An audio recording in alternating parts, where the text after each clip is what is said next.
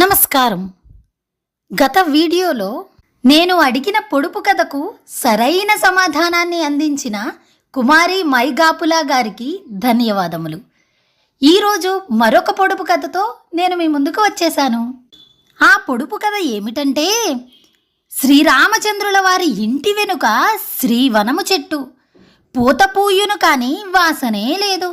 నేనెవరో చెప్పుకోండి చూద్దాం. ఈ పొడుపు కథకు సరైన సమాధానాన్ని కామెంట్ రూపంలో కామెంట్ చేయండి.